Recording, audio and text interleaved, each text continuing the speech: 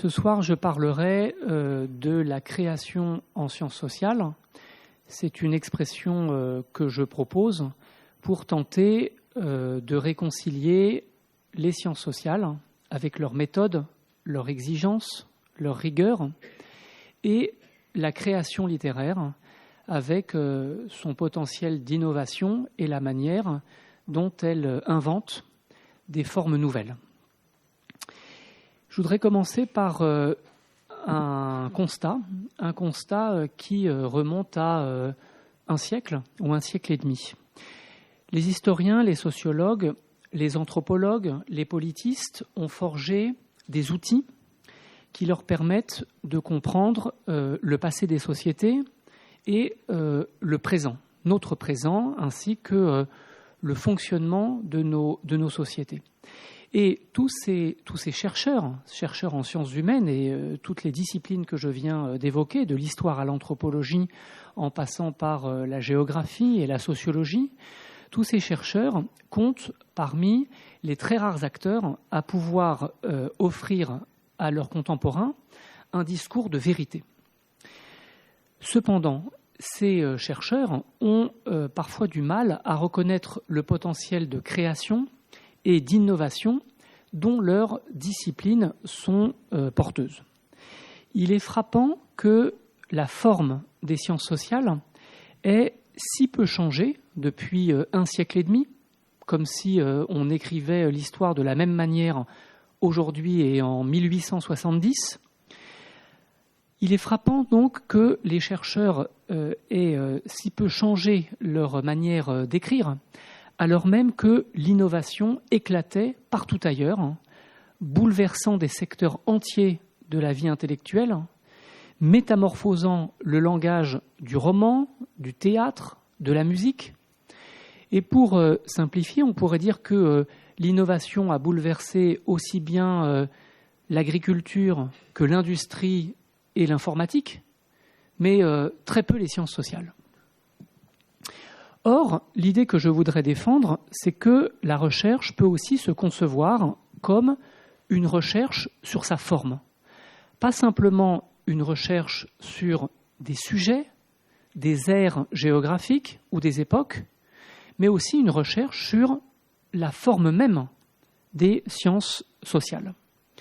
Et dès lors qu'on prend ce point de vue, les sciences sociales apparaissent comme un domaine vivant, en constante évolution, ouvert à la littérature, au spectacle vivant, au théâtre, aux arts graphiques et audiovisuels. Je voudrais montrer qu'il est possible, théoriquement, acceptable sur le plan épistémologique, de considérer l'enquête en sciences sociales comme une forme de littérature et même une forme nouvelle de littérature. Le rapprochement entre la recherche en sciences sociales d'un côté et la littérature de l'autre n'a d'intérêt que si l'une et l'autre se renforcent mutuellement plutôt que de s'abaisser, de s'affaiblir mutuellement. Donc, on n'écrit pas la recherche pour faire joli ou avec l'idée de devenir un écrivain, avec une présomption qui serait malvenue. Non. On écrit pour mieux démontrer, pour mieux expliquer, pour mieux faire comprendre, pour mieux débattre.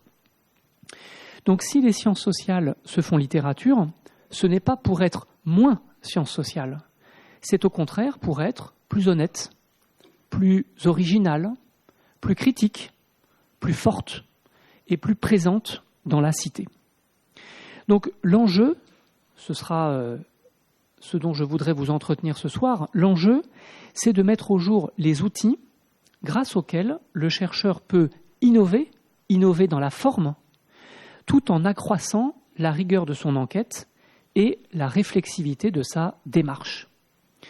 Donc l'effort pour réconcilier la création littéraire et la recherche en sciences sociales consiste à inventer des formes nouvelles. Pourquoi ? Pour dire du vrai. Avant d'entrer dans le vif du sujet, je dois faire 2 précisions terminologiques. Après tout, il est important de dire de quoi l'on parle. Je voudrais, en un mot, définir ce que j'entends par littérature et par enquête. Qu'est-ce que la littérature ?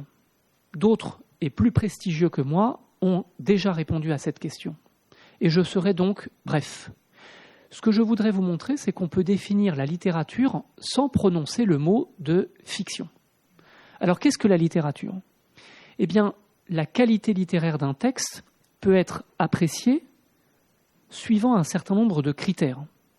Le travail sur la langue, la construction narrative, la puissance d'évocation, une voix singulière, le rythme, l'atmosphère, le voyage vers un ailleurs.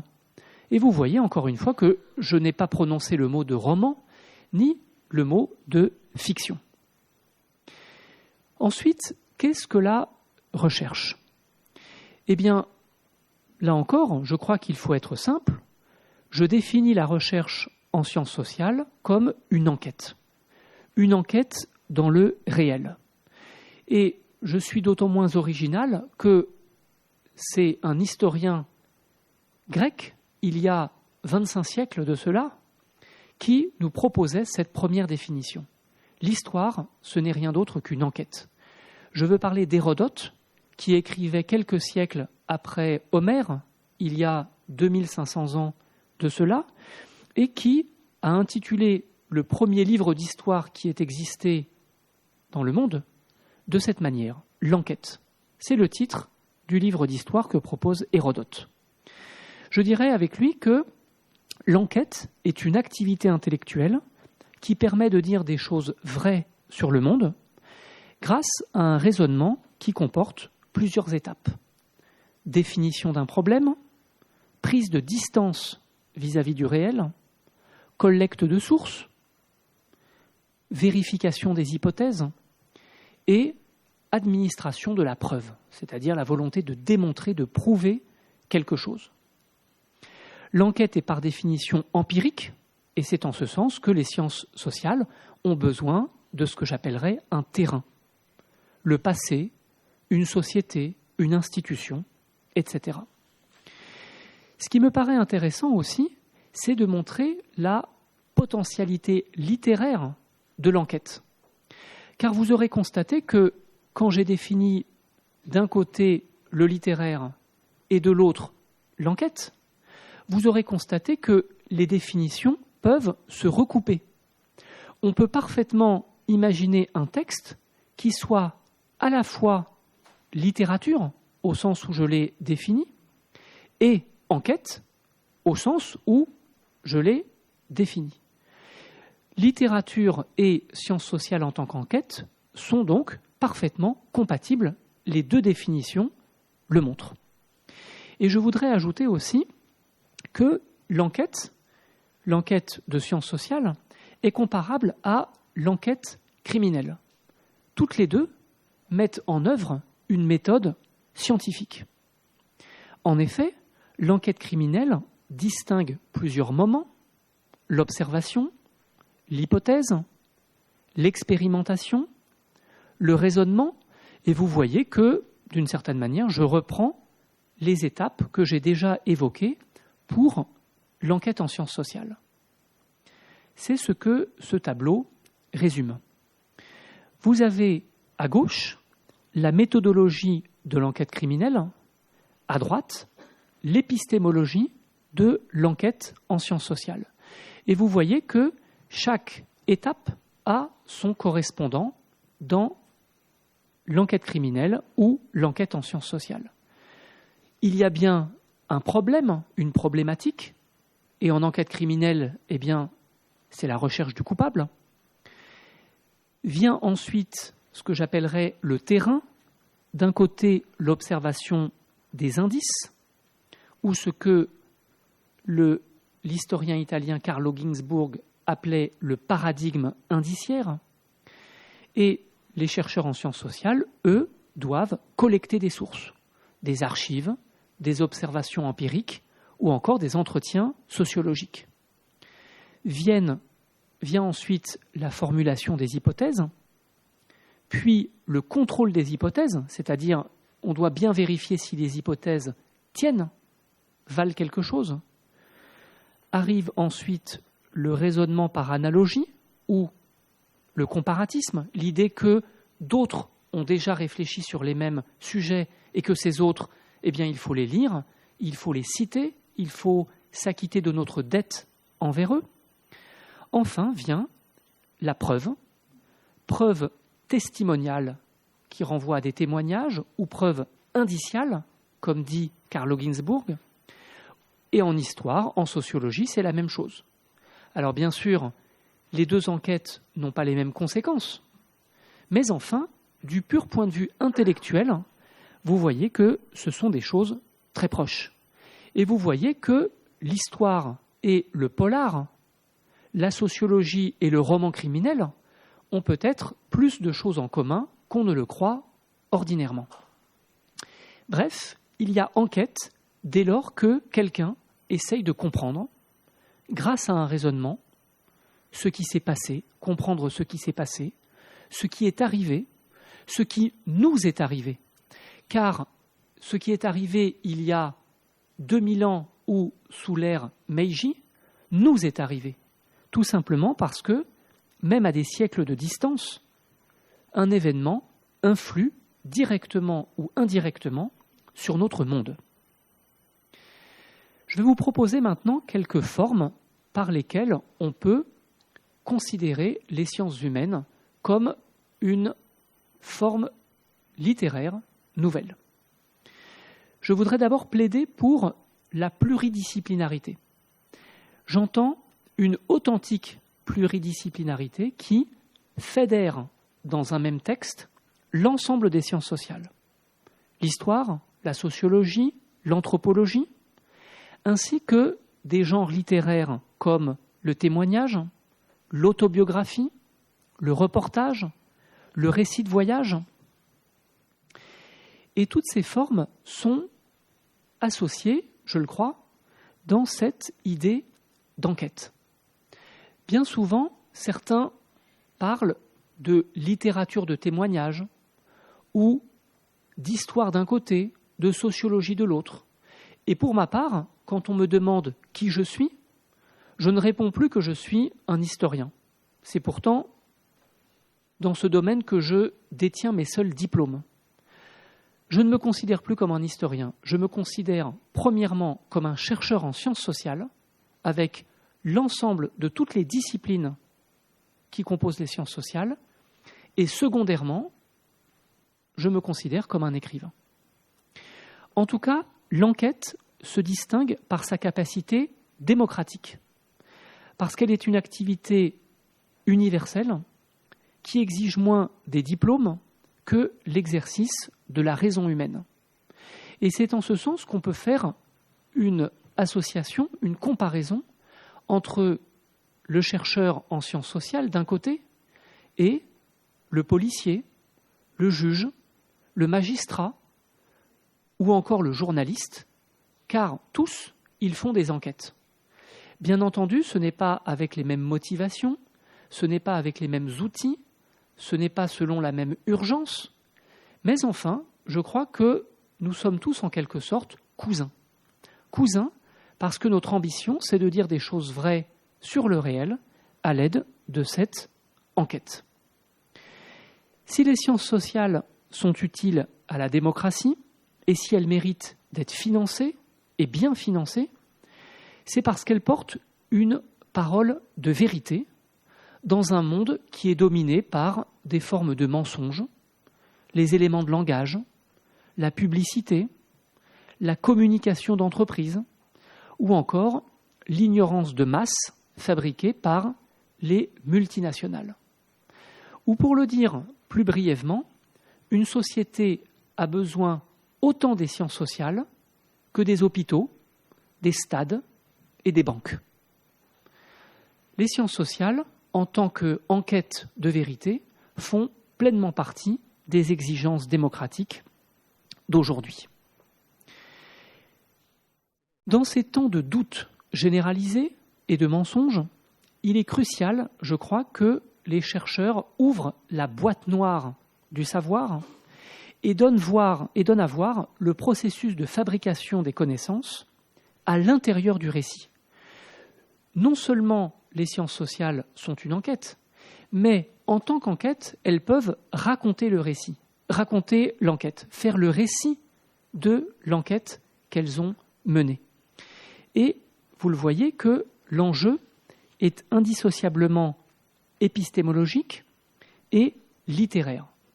Faire une enquête, c'est aussi raconter l'enquête. Dès lors qu'on fait une enquête, eh bien, il faut assumer qu'on doit raconter au lecteur la manière dont on a mené cette enquête. Et vous voyez comment il y a une association entre les enjeux cognitifs et littéraires, épistémologiques et d'écriture. Je voudrais maintenant évoquer d'autres formes qui font un lien entre l'enquête en sciences sociales et la création littéraire. Et je voudrais aborder une notion que j'essaye de mettre en œuvre dans mes propres livres. Cette notion, c'est le « je » de méthode. L'idée de dire « je » dans un livre, non pas par présomption, non pas par vanité, mais au contraire par modestie et pour essayer de prendre du recul sur soi-même. C'est ce que j'appelle le « je » de méthode. Un chercheur appartient à une corporation, à une école historique ou sociologique. Mais le chercheur est aussi un individu pris dans des liens sociaux. L'appartenance de genre, l'appartenance de classe, l'éducation, les valeurs du chercheur impriment à sa recherche un cours particulier. Qu'est-ce que c'est que ce jeu de méthode ? C'est ce qui, en nous, révèle les structures qui nous constituent individuellement. Le genre, la classe, la famille, mais aussi notre génération, les institutions qui nous ont formés, notre culture, ou encore ce que j'appellerais l'ère du temps. Ce jeu de méthode, notre individualité, peut être aussi déconstruit par l'enquête elle-même. Et ce jeu de méthode permet de mesurer les côtés du triangle qui relie le chercheur, le monde académique auquel il appartient, et enfin l'objet d'étude qu'il s'est choisi. Il n'est pas question de s'engager au sens où Sartre l'entendait. Il n'est pas question, non, d'afficher des jugements de valeur. Il est simplement question de s'engager dans sa recherche, en tant qu'individu. Et c'est déjà beaucoup. Nous ne sommes pas des robots, nous ne sommes pas des algorithmes, nous sommes des individus. Et nous avons choisi notre recherche, non pas par hasard, mais parce que nous sommes attachés à un certain nombre de sujets et d'objets. Bien souvent, les hommes ont le sentiment qu'ils expriment l'universel. Je parle des hommes au sens masculin. Ils ont le sentiment que leurs paroles incarnent non pas leur point de vue masculin, mais l'universel. Dès lors, un homme aisé, hétérosexuel, de 40 à 65 ans, ne verra pas pourquoi la biographie qu'il consacre à un grand homme, Napoléon ou De Gaulle, pose problème au regard de la neutralité. Il croira être un chercheur objectif, quoi de plus évident qu'un homme qui travaille sur un grand homme. Mais croyant être objectif, il risque surtout d'être un historien qui s'observe, qui s'admire dans l'histoire avec un grand H, un homme qui se mire dans sa masculinité, ou encore un Français dans sa francité. Et je crois qu'il est important, en tant qu'homme, d'être sensible au fait que nous exprimons un point de vue et qu'il n'est pas neutre de travailler sur un homme ou un grand homme. En effet, quand on écrit la biographie de Napoléon ou de Gaulle, eh bien, on est un homme historien détenant un pouvoir dans l'institution qui se passionne pour un grand homme ayant détenu un pouvoir dans l'histoire. Et vous voyez qu'il y a une homologie entre le grand historien masculin et le grand homme sur lequel il travaille dans une biographie. Et je voudrais vous donner un deuxième exemple tiré de mon expérience. J'ai consacré un livre entier à une jeune femme, Laetitia, tuée il y a quelques années à l'âge de 18 ans. Je suis un homme et j'ai consacré un livre à une jeune femme inconnue. Et j'ai pu voir que ce n'était pas évident, car certains de mes collègues s'étonnaient que, en tant qu'homme, je ne m'intéresse pas à un grand homme. Eh bien non, je me suis intéressé à une jeune femme anonyme, inconnue. Et je crois que écrire ce livre sur Laetitia, c'était aussi une manière d'exprimer une certaine conception de l'histoire. Car l'histoire qu'on imagine couramment avec son H majuscule, c'est une histoire où l'homme exprime sa puissance, sa parole, ce qu'il pense, alors que la femme n'existe pas. L'histoire avec un grand H, c'est un domaine où l'homme fait événement, alors que la femme est silence. Et vous aurez compris que ce n'est pas ma conception. Je voudrais poursuivre en évoquant ce que j'appellerais les conséquences littéraires de la méthode. Je ne me trompe jamais de priorité. Je suis d'abord un chercheur en sciences sociales et, dans un deuxième temps, un écrivain. Je crois qu'il y a plusieurs outils de l'enquête en sciences sociales qui sont aussi des manières d'écrire et donc d'inventer une littérature nouvelle. J'ai évoqué par exemple le jeu de méthode. Je suis un enquêteur et donc, en tant qu'enquêteur, je parle de moi. Voilà un exemple d'un outil de méthode qui se transforme en forme littéraire. Autre exemple, je fais une enquête et cette enquête, il m'importe de la raconter.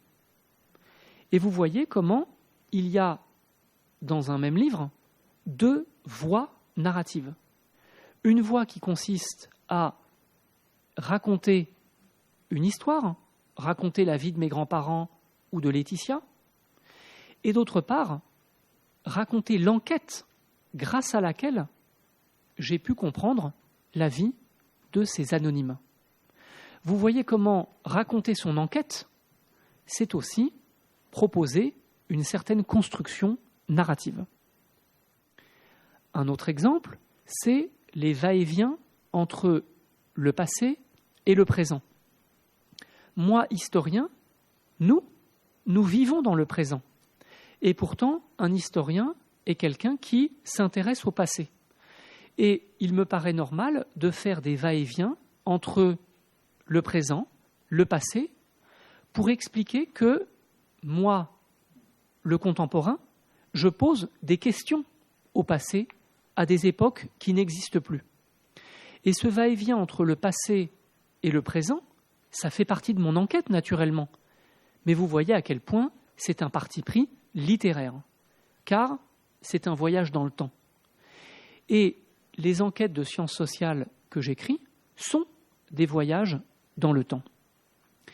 Vous voyez qu'il suffit de tirer les conséquences littéraires de sa méthode, c'est-à-dire d'incorporer dans le texte lui-même la nature pluridisciplinaire, multitemporelle, multiscalaire et égalitaire de l'enquête que l'on mène.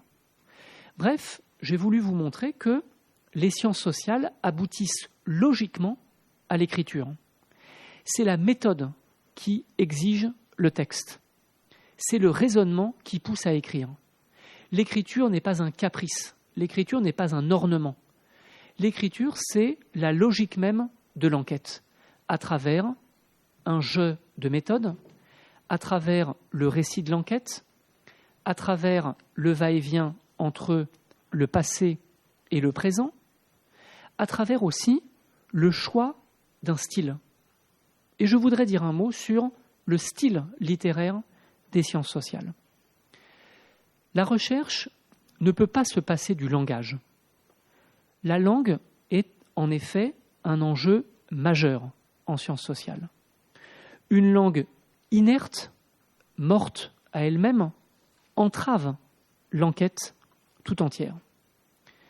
La rigueur de la langue, la justesse des mots, le tempo du récit font pleinement partie de la démonstration. Et on pourra objecter qu'il est nécessaire en sciences sociales de recourir à un style limpide, sobre, concis, qui va à l'essentiel. Et j'applaudirai à cette définition, parce que c'est parfaitement la mienne. Mais vous voyez qu'il y a une littérarité des sciences sociales, c'est-à-dire un choix littéraire dans l'écriture même des sciences sociales. Et ce que je dis est d'autant moins original que des écrivains et des chercheurs avant moi l'ont dit et mis en œuvre.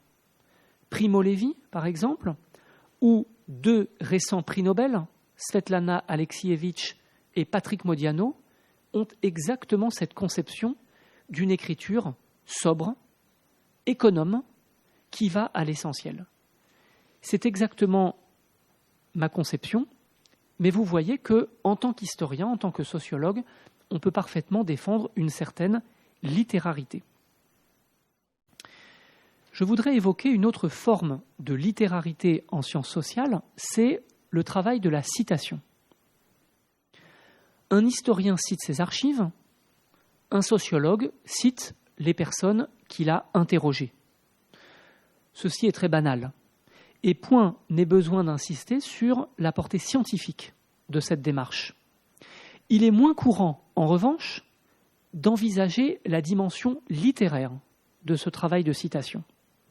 En effet, le texte de sciences sociales est une confrontation de langues, de mots, d'expressions, qui se déclinent sous la forme d'extraits, de mots, de silences, de doutes, d'exclamations, de SMS ou encore de posts Facebook. Et c'est pourquoi il était fondamental pour moi, quand j'ai parlé de Laetitia, d'évoquer non seulement les posts qu'elle faisait sur Facebook et les SMS qu'elle envoyait à ses amis, mais aussi les fautes d'orthographe qu'elle faisait. Car les innombrables fautes d'orthographe qu'elle faisait n'étaient que la marque de la misère dans sa langue, la marque d'une scolarité chaotique, d'une enfance malheureuse, d'une enfance où personne ne lui a lu de livre au moment de s'endormir. Les fautes d'orthographe de Laetitia, c'est la marque que la misère et le malheur ont laissée dans son existence. Et vous comprenez là encore que les enjeux cognitifs et littéraires sont inséparables. Comprendre Laetitia, c'était parler de ses posts Facebook et de ses fautes d'orthographe, et c'était par là même lui donner une existence littéraire. En ce sens, la citation en histoire ou en sociologie est une manifestation de respect. Ouvert à toutes les formes de parole, enrichi par les langues de la vie, de notre vie, le texte de sciences sociales est à la fois plus sociologique, plus anthropologique, plus historique et plus littéraire que le simple texte académique. Le chercheur, par exemple un historien avec les disparus,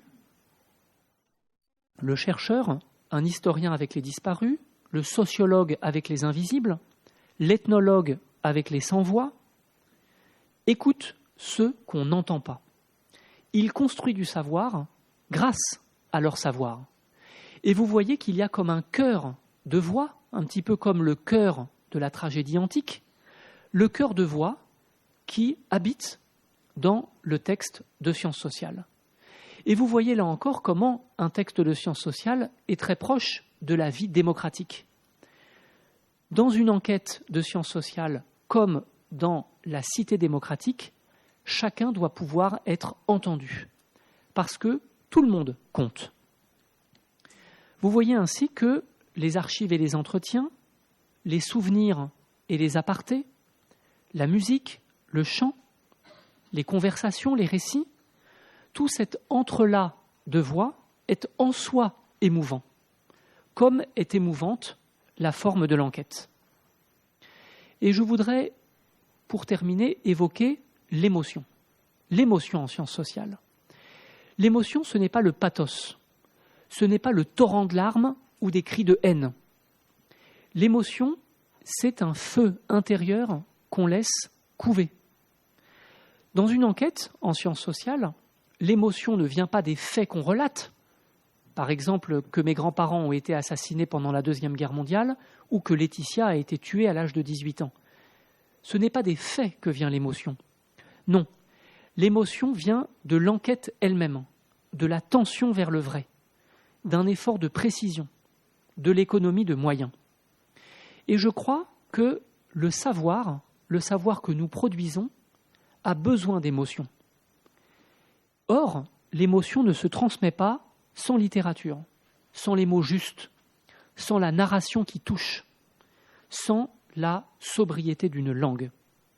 Pour faire comprendre quelque chose, il faut des arguments et des preuves, bien entendu, mais il faut aussi des descriptions, des impressions, des atmosphères, des affects.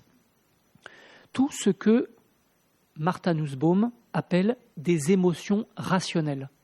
Des émotions, non pas qui submergent, mais qui font comprendre, qui font mieux comprendre, qui sensibilisent le lecteur. Et vous voyez là encore que l'émotion, c'est ce qui fait le lien entre l'enquête de sciences sociales et le texte littéraire. L'émotion, ce n'est pas quelque chose qui vient en plus pour faire joli. Non.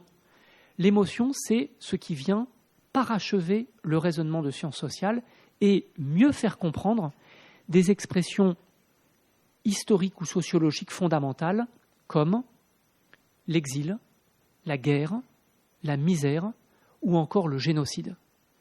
Pour faire comprendre ces expressions, il faut autre chose que des preuves, des tableaux et des statistiques.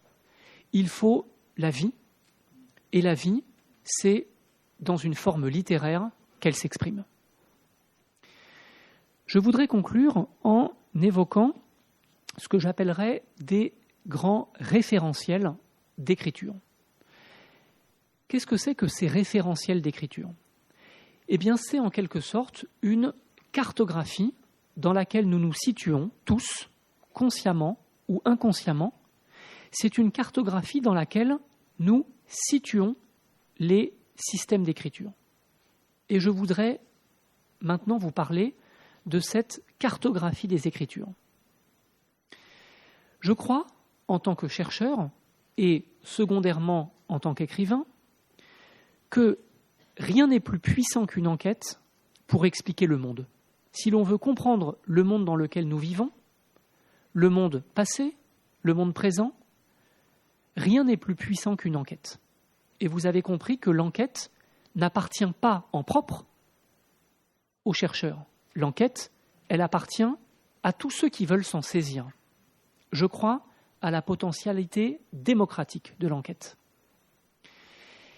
Et le fait que l'enquête soit un élément aussi puissant pour comprendre le monde, c'est-à-dire notre vie, tout simplement, cela explique que les romans du XIXe siècle se soient emparés très précocement de cette forme.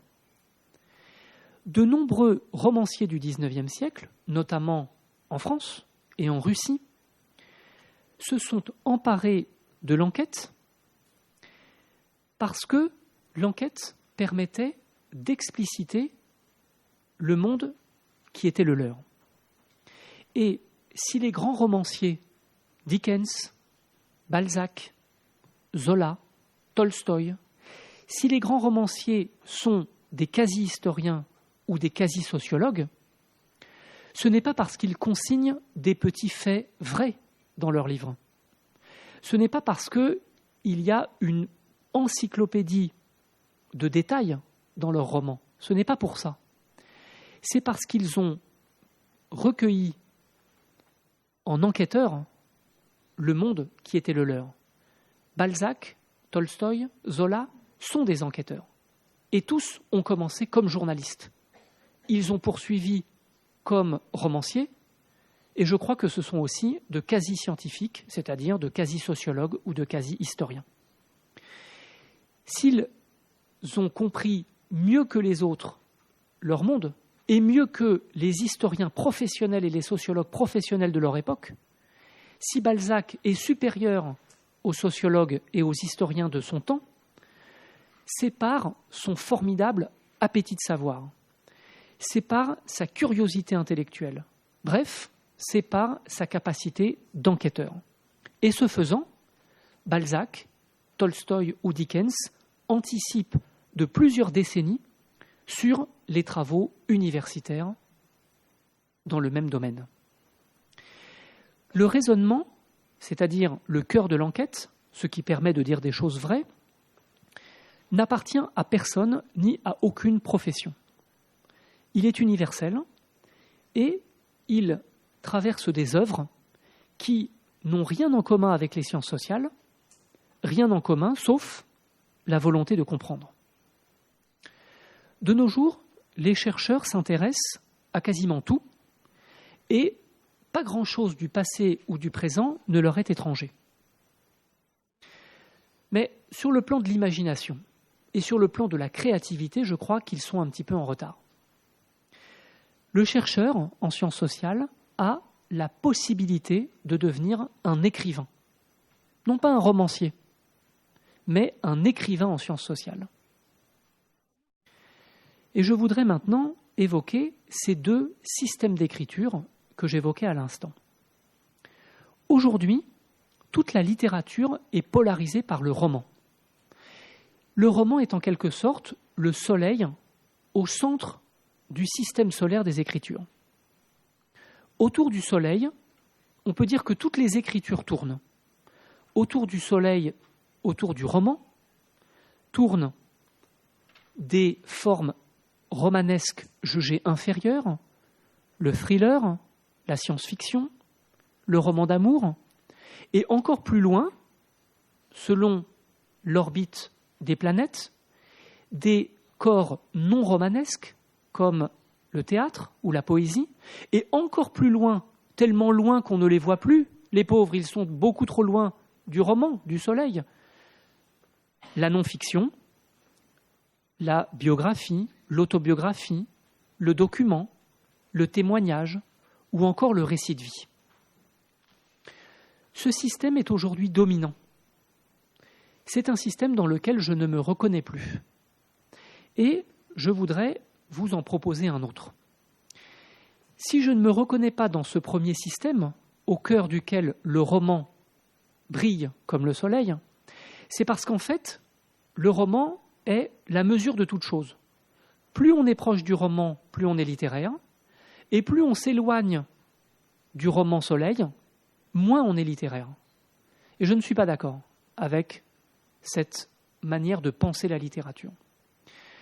Je propose un autre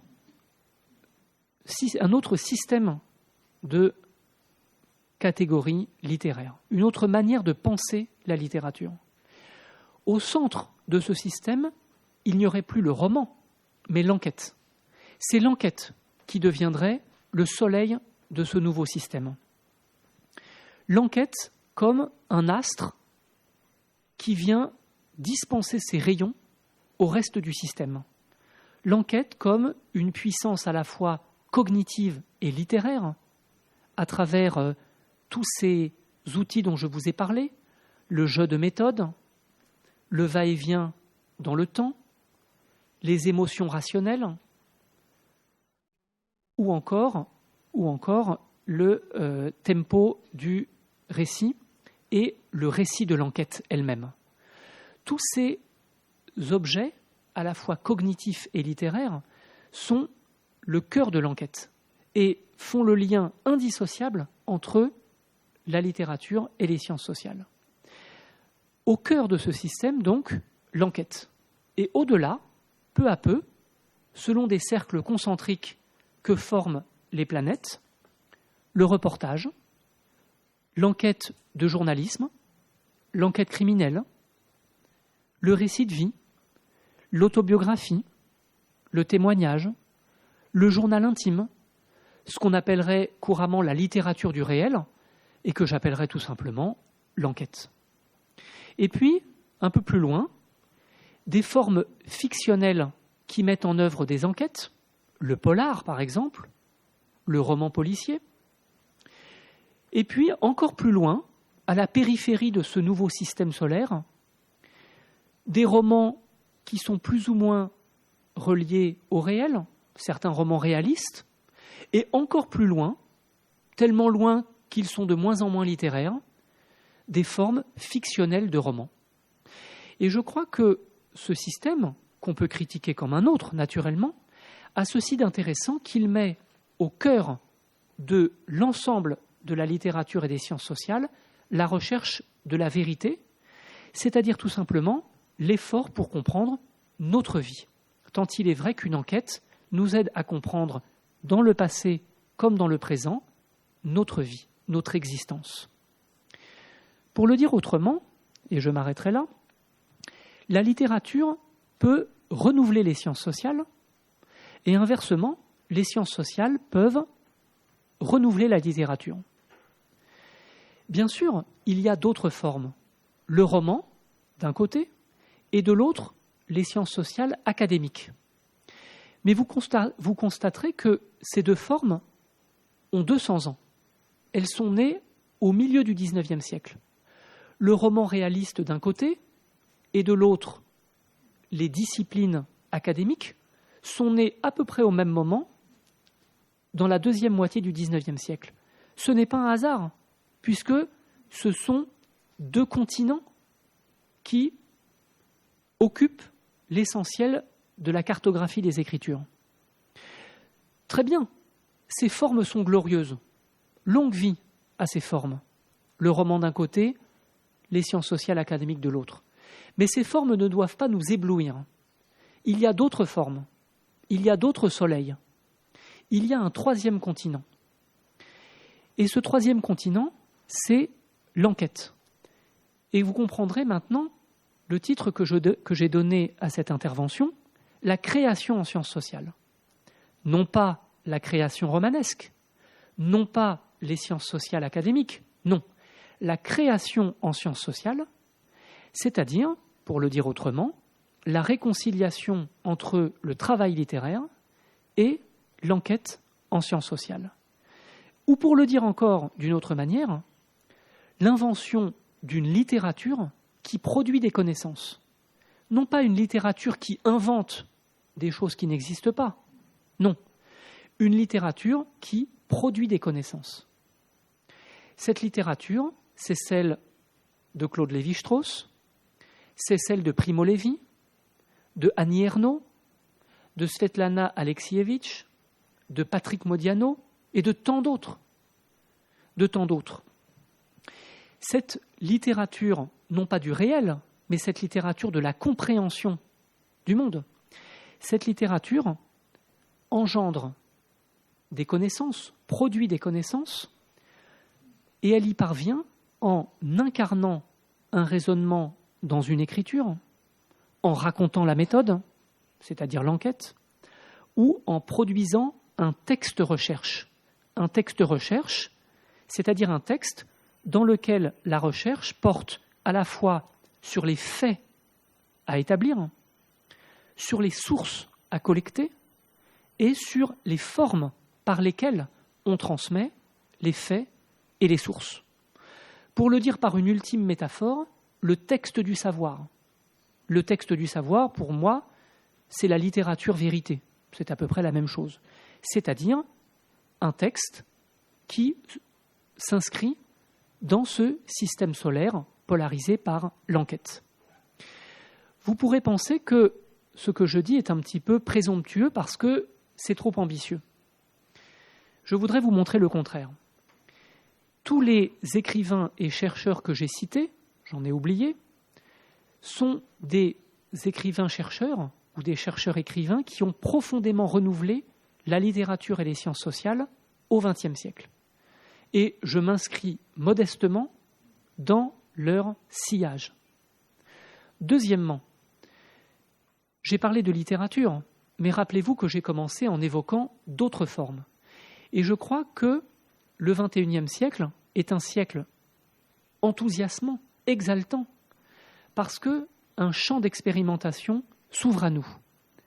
J'ai parlé de littérature, mais je voudrais avoir le talent, que je n'ai pas, pour parler d'autres champs, comme la photographie, le documentaire, la bande dessinée, le théâtre, les séries télévisées. Et je pense qu'au XXe siècle, et de plus en plus, les sciences sociales vont s'associer à ces formes, à ces enquêtes nouvelles, et donc inventer des choses qui n'existent pas encore.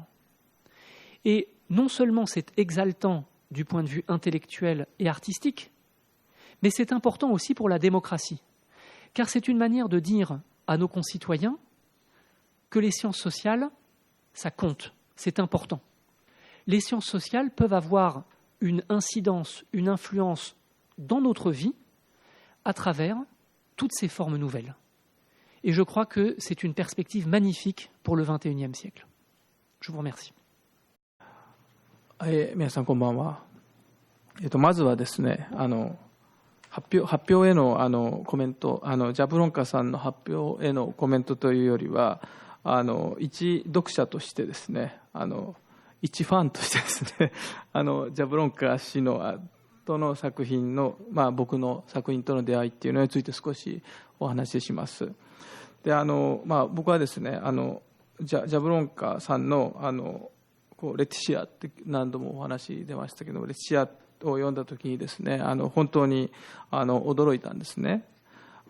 先ほどもおっしゃられてましたけど、18歳のね、若い女性が殺人事件で犠牲になるって、そのことを主題にした、アンケートっていう調査捜査っていうことですけども、優れた小説を読んでいるような感じがしましたし、素晴らしい殺人事件、その殺人事件についての優れたドキュメンタリー映画を見ているようではありました。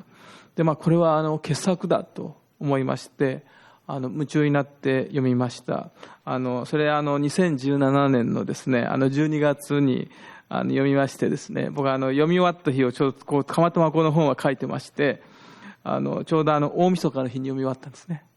なので1年を締めくくる本としてとても素晴らしい作品を読んだということで大変嬉しかったのを覚えています。で、特に心を打たれましたのが作品全体から感じられる優しさ、それから寛容さです。で、もちろんですね、その犠牲者、不幸な幼年期を過ごした少女に対する書き手の眼差しが優しいわけですね。その優しさは言うまでもなくですね、そういうこのアンケート、捜査に関わった携わった警察や司法関係者へのすごく中立的な態度、それから加害者、それから複数の容疑者っていうものがどうしてですね、そうした行為に及んだかっていうことを断罪するのではなくて何が起きたのかを理解しようとする態度ですね。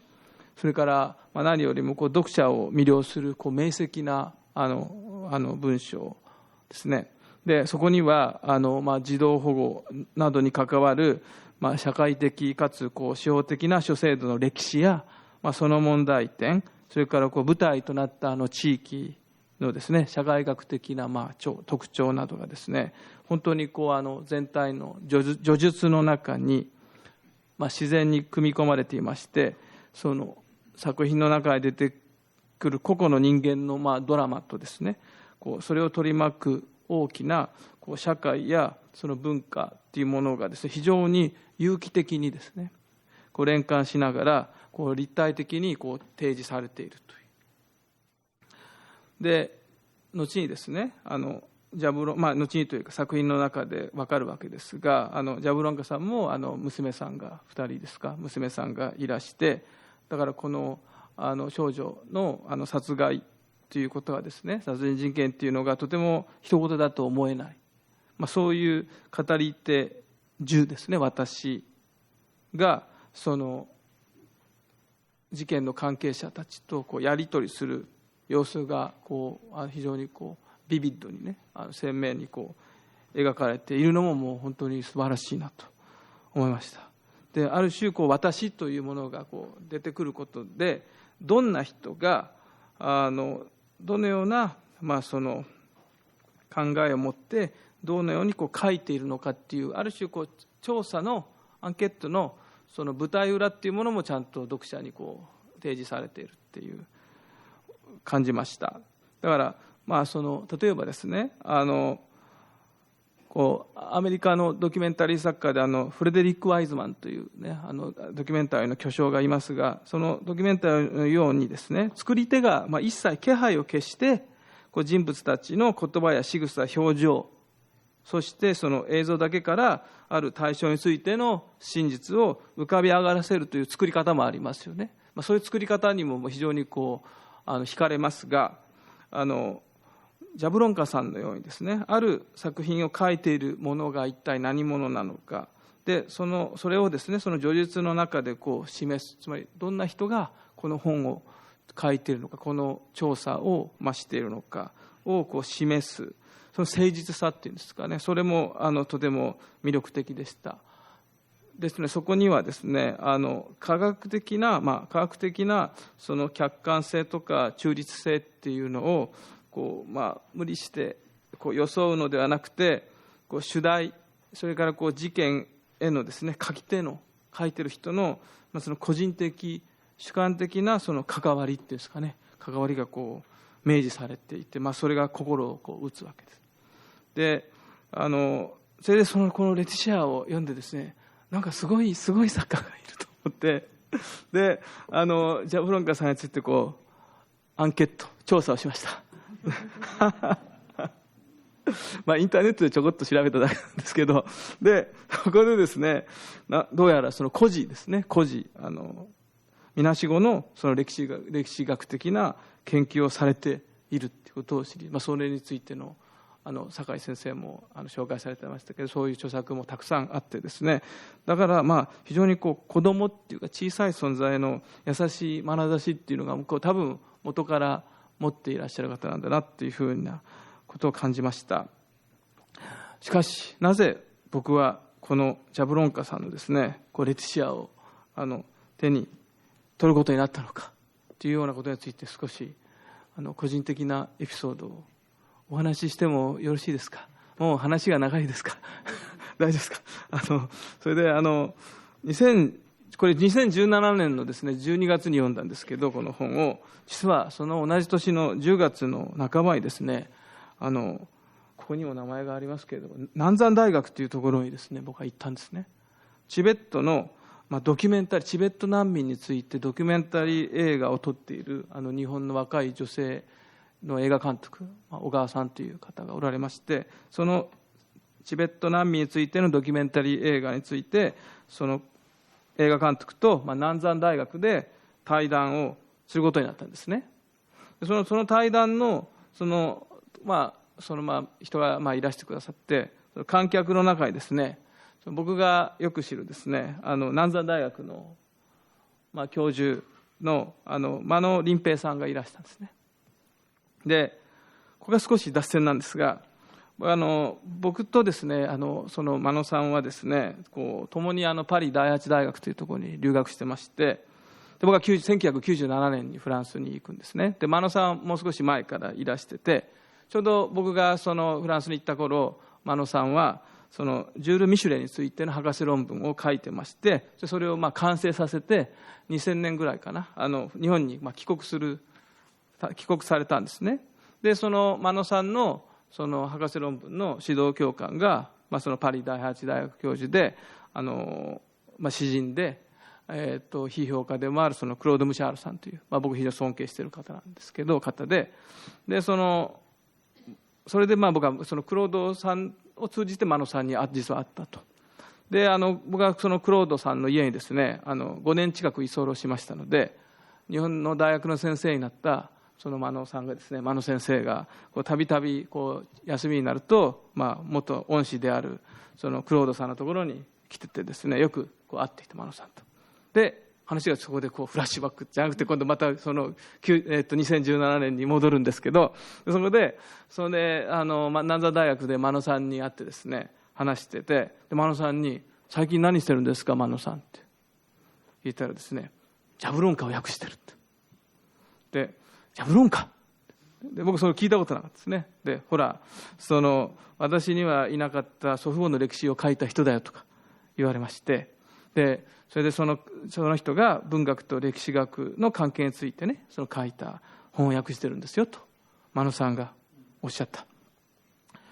で、僕それでその時ちょっと思い出したんです。そういえば私がいなかった祖父母の歴史は、いくつもの全国誌の書評で取り上げられてて、なんかそう面白そうな本だなって興味を惹かれてたってことを思い出した。それでジャブロンカっていう名前がですね、なんかだんだん僕の中で一体どんな人なんだろうと、どんな書き手なんだろうと非常に大きくなっていた時に、でまたその時に調べたらレティシアが非常にフランスで大きな話題になっていたっていうので、それで買ってですね、で読んでみて、これすごいと、さっき言ったような感想を抱いたわけですね。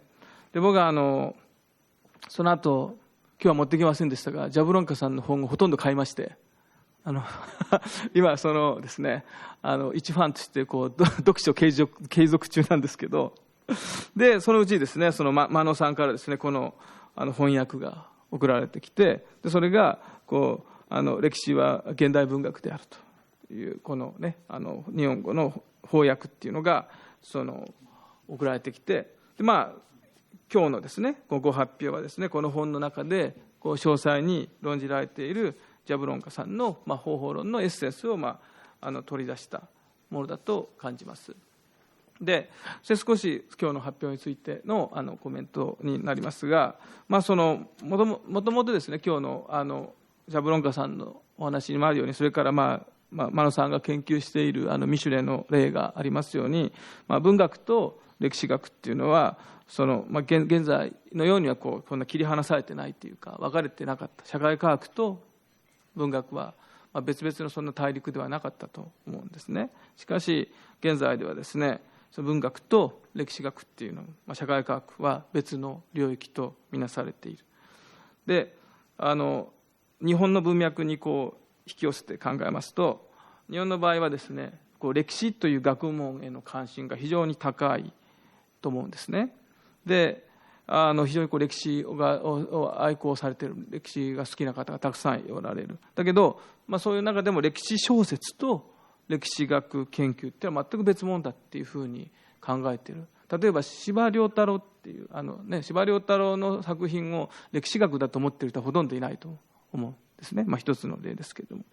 で僕は今日ですね、あるいはこの本を読みながら考えたんですけど、なぜしかしジャブロンカさんはですね、社会科学における創造ということについて話さなければならなかったのだろうかと。つまりですね、歴史学でもですね、社会学でも民族学でも、あらゆる学問領域において優れた研究はですね、取り扱っている主題と書かれている文体によってですね、読者を魅了するということは言えると思うんですね。で小説とは異なる仕方だけれども、提示された問いが解き明かされていく様がですね、いわば小説のプロットのようにして読者を引きつけて我々は読まされると。で例えばですね、一つの例ですけれども、先頃亡くなったスイスの批評家のジャン・スタロビンスキーと読み方もあるようですが、そのジャン・スタロビンスキーの仕事はですね、普通の一般の読者が読んでもですね、非常に豊かな読書体験をもたらしてくれる文学研究でありながら、すごく読者を引きつけて読ませるという意味で、一つの文学作品となっていると感じます。ですから創造性が非常にあって、一般の読者を楽しませ、しかも同時に我々の世界理解を深めてくれるアカデミックな研究は、確かにすでに存在していると思うんですね。ただそのような研究が非常に少数であるということは認めます。そうするとそれでもやはりジャブロンカさんが社会科学における創造ということを語らなければならないほど、フランスでも日本、それから日本でもですね、アカデミックな研究とその文学との間が乖離しているのか、あまりに分離しているのかと、そこは大変興味があります。つまりですね、もしかしたらアカデミックな研究が専門化しすぎていて、その一般の読者には理解できない、届かなくなっている現状っていうのがあるかもしれない。そしたらもう一方で、つまり文学っていうものが今置かれている。もし後で申し上げますけど、僕もジャブロンカさんと同じ意見で、文学の中心に小説があるとは全く思ってないんですけれども、だからそこになんかエクリバンって書いてもらってよかったと思って、ロマンシエじゃなくてとか思ってそれで僕もですね、だけど文学もですね、今はですね確実に読まれなくなっていると。つまり社会科学が専門化する一方で、じゃあ文学といわゆる小説中心の文学というのが今読まれているのかというと、そうではない、読まれなくなっているという現状があると思うんですね。で、日本で日頃日常的に学生さんと接するときにですね、僕は文学部系のところで教えてますが、彼らの学生さんのある種基礎っていうか規定ですか、想像力のイマジネールの基礎を作っているのはですね、もはや小説などではないですね。漫画やアニメーションであると。また最近それは僕も学生に教えてもらったんですけど、エッセイというジャンルと漫画っていうジャンルが結びついて、コミックエッセイっていう新しいジャンルが生まれていて、それが確実に読者を増やして、今数年ぐらい前から大きな本屋さんに行くとコミックエッセイっていうところの棚が特別にできるようになってきている。でこれは僕は詳しくないんですけど、学生さんたちによるとですね、アカデミックな研究がまだ追いついていないような主題に関して漫画の手法というのを用いながら、その問題の見取りをさっと与えてくれるという意味で、とても有用であるというふうに学生さんたちが言っていました。ですので、このような時代であるからこそ、アカデミックな研究と、つまり社会科学の研究と文学がですね、共に手を携えて、両者の長所を取り込みながら、新しい言葉の体制、新しい書き方っていうのを模索する必要っていうのがある。そういうこと、それは僕も全く深く納得します。で、アカデミックな研究も文学もともにですね、より多くの読者に届き、人々が真実や世界と取り結ぶ関係がより良くなることに貢献する方法っていうのを見出さなくてはいけない。Je voudrais vous poser une question avant de passer la parole à la salle. C'est la question de la place du jeu, c'est-à-dire celui qui peut être aussi bien le narrateur que celui qui est mis en scène dans ces œuvres d'Ivan Jablonka particulièrement, qui est donc l'enquêteur. Et cette configuration ressemble à celle en sociologie de l'observation participante, qui donne une sorte de modèle de lecture, me semble-t-il. C'est-à-dire, vous allez vous pencher sur des questions très graves, comme celle de la disparition des juifs dans la barbarie nazie, par exemple, mais cela concerne les grands-parents d'Ivan Jablonka, ou bien d'une jeune fille, en effet tout à fait anonyme, mais qui a fait l'objet d'une grande médiatisation, donc assassinée en France. Et il y a quelqu'un qui raconte cela, c'est l'enquêteur. Et donc, est-ce que vous pourriez dire un mot de cela? Parce que ça me semble être quelque chose de très particulier. Bien sûr. Mon idée de départ, c'était... j'ai commencé par être en quelque sorte surpris, puis étonné et parfois irrité de l'absence totale d'implication individuelle dans les livres d'histoire ou de sociologie que je lisais et que par ailleurs j'admirais. Et ce que je me disais, c'est mais qui parle ? Qui parle ?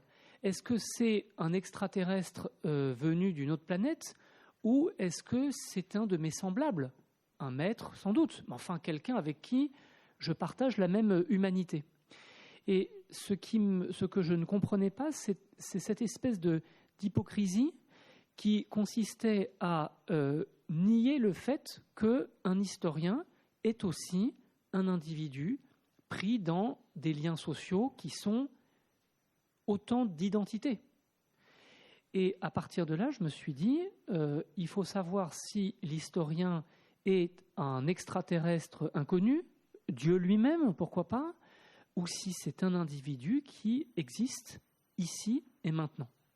Et c'est la deuxième solution que j'ai choisie pour ma part, et c'est pourquoi je dis « je » dans mes livres. Ce serait de toute façon impossible de faire autrement quand on parle de ses propres grands-parents ou quand on parle d'une jeune femme assassinée alors qu'on est un homme et que cette jeune femme a été victime toute sa vie des violences masculines. Il y a ici une espèce de pacte d'honnêteté, d'exigence de vérité qu'on doit au lecteur. Mais ça ne s'arrête pas ici, car un chercheur n'est pas un écrivain comme un autre. Un chercheur se caractérise d'abord par une exigence de rigueur, de méthode, et la distance que le chercheur a vis-à-vis de son objet, il doit aussi l'avoir vis-à-vis de lui-même, c'est-à-dire du « je » qu'il utilise.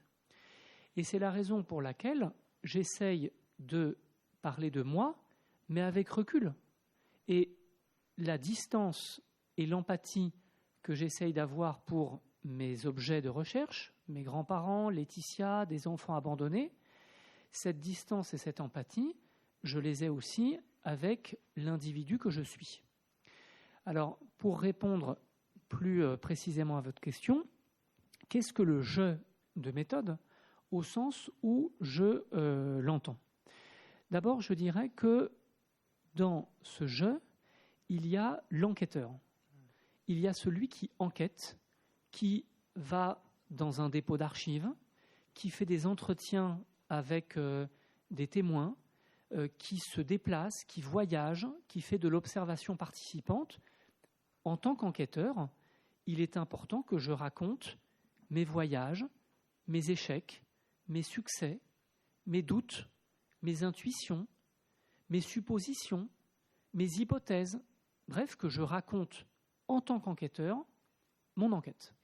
Ça, c'est le premier aspect de ce jeu scientifique. Deuxièmement, il y a le jeu de l'individu.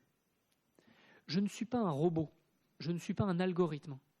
Je suis un individu et certains des aspects de mon individualité comptent dans ma recherche. Par exemple, le fait que je suis un homme et que je travaille sur l'histoire des femmes, ça suffit à faire de moi une minorité. Quand on regarde l'état actuel de la bibliographie, on voit que 95% des livres sur l'histoire des femmes ont été écrits par des femmes. Moi, je suis un homme dans ce monde-là et ça pose un certain nombre de questions et peut-être de problèmes. Le fait que je travaille sur mes grands-parents en tant que petit-fils, eh bien, ça pose aussi un certain nombre de questions et peut-être de problèmes.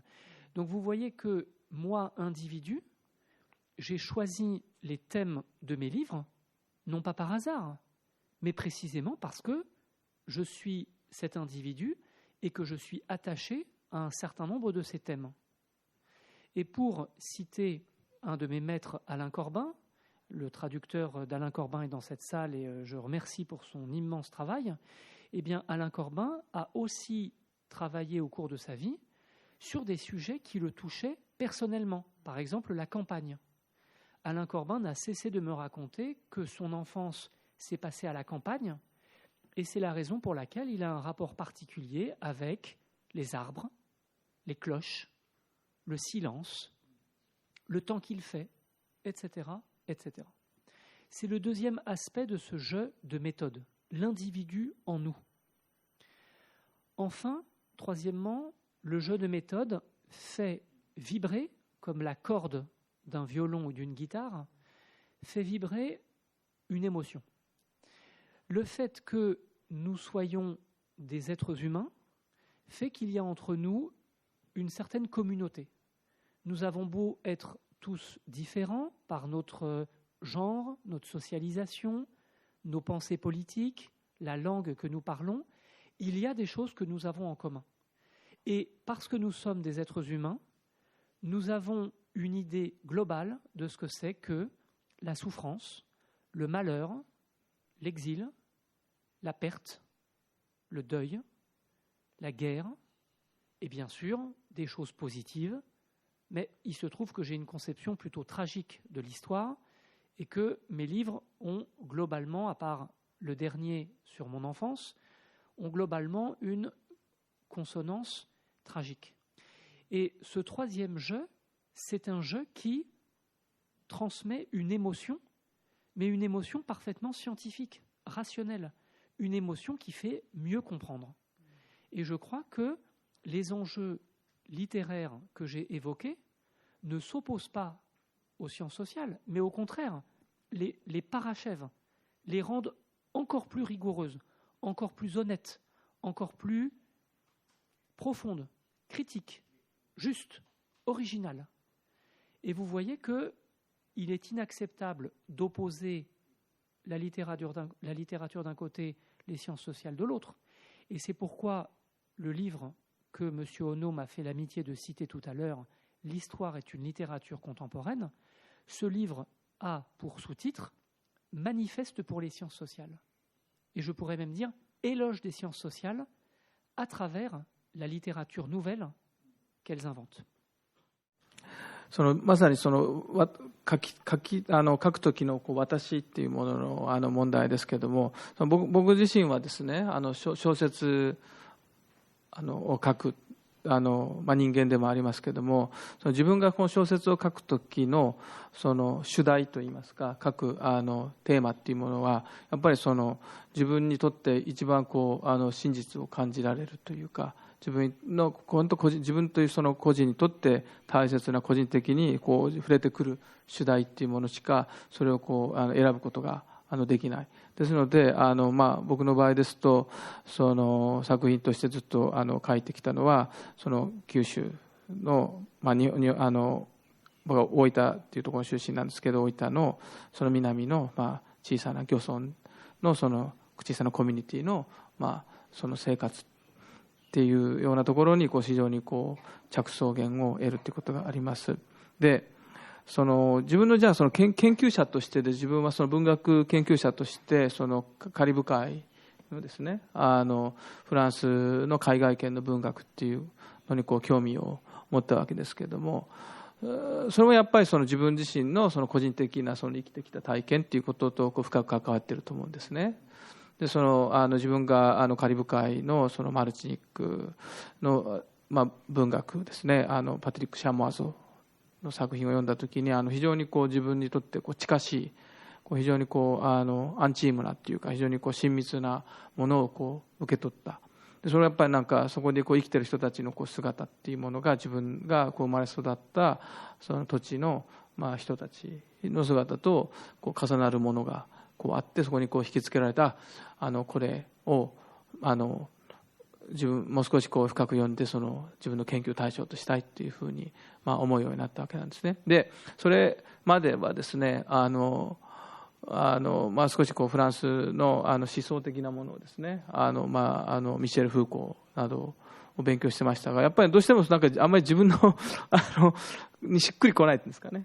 だからやっぱりどうしてもこう自分のなんか私というものをなんていうんですかねと関わりがない、自分が生きてきたものとこうある種実存的、ちょっと言葉は古いですけれども、実存的にこう関わりのない関わりを感じられないものとなかなかこう向き合うことは難しいなっていうのはこういつも思いまして、あとやっぱりもう一つ言うとですね、やっぱり自分がこう生まれ育った、僕はだからジャブロンカさんの作品がそのキャンピングカーの本でもすごい好きなのは、やっぱりこうご自身のっていうものがこうご自身のやっぱりこう幼年期のその記憶とかですね、その先ほどの研究の書物でもご自身となんかこう対象とのやっぱり本当こうパーソナルな関係っていうのが常にこうそこに描かれていて。もちろんいろんなその方法的に先ほどこう3つ10っていうものがこう3つの、あるということでその話をこうされてましたけれども、やっぱりそのヤブロンガさんもご自身のやっぱり本当にこう本質的なこう自分という人間を作っているこう核心部分にやっぱりこう触れるものをこう誠実にご自身の持っているこう全てのその知識っていうのと、あとこう方法っていうのを使ってこう取り組んでいると。でそこになんかやっぱり僕は感動を覚えるわけで、やっぱりなんかそういう作品っていうものを自分がじゃあその文学っていういわゆる僕はまだその小説っていうこうジャンルでその作品をまだ書いてますし書きたいと思ってますので、このその書き方っていうもの方法っていうのをどのようにこう自分の中にこう生かしていくのかなっていうのはね、こうちょっとこう今話を聞きながらいろいろ考えていったところです。